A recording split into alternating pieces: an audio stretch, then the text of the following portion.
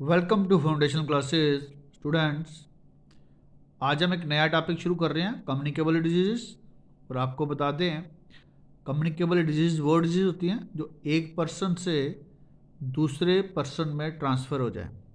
यानी कि वो डिजीज़ जो काज करते हैं वायरस, बैक्टीरिया, और कोई पर्सन अगर सफ़र रहा, अगर कोई दूसरा पर्सन उस पर्सन के कांटेक्ट में आता है तो वो भी अगर बीमार हो जाता है उसी डिजीज़ से, तो ऐसी जितनी भी डिजीज़ होंगी वो सारी क्या होंगी?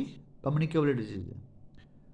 तो कह सकते हैं कि वो ऐसी डिजीज़ जो थ्रू कांटेक्ट फैलती हैं। तो illness that is caused by viruses or bacteria that people spread through contact to another people.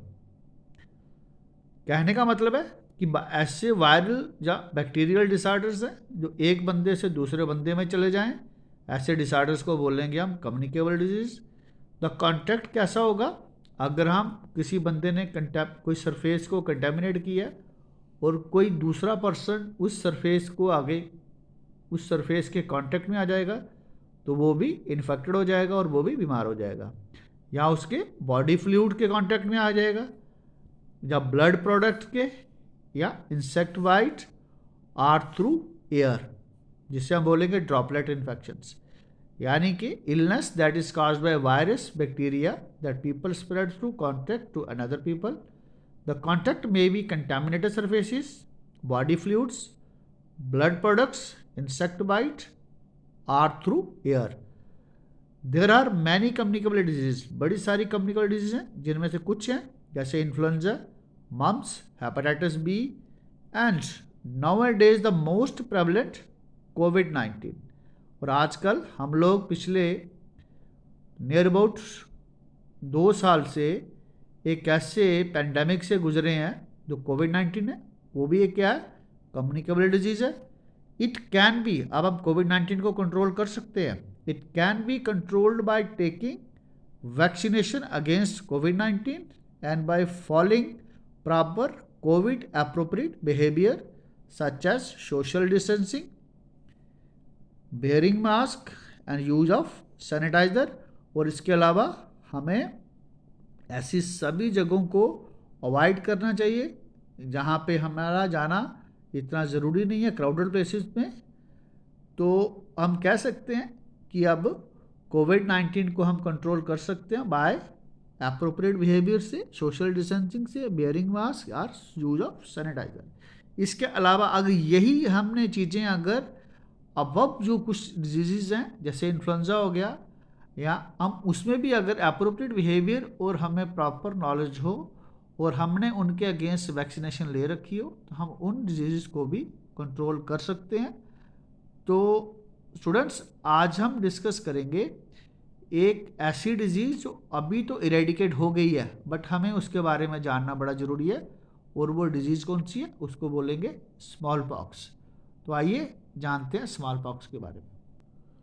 Students, small pox एक एक्यूट डिजीज़ है जिसका कॉजेटिव ऑर्गेनिज्म वेरियोला वायरस है। अगर किसी को स्मॉल पॉक्स पहले हो जाती थी तो उसको सडन फीवर, हेडेक, बैकएक, वोमिटिंग और कभी कभी कन्वल्शंस भी आ जाते थे और बॉडी पर रैश आते थे। अभी तो ये इरेडिकेट हो चुकी है दुनिया से।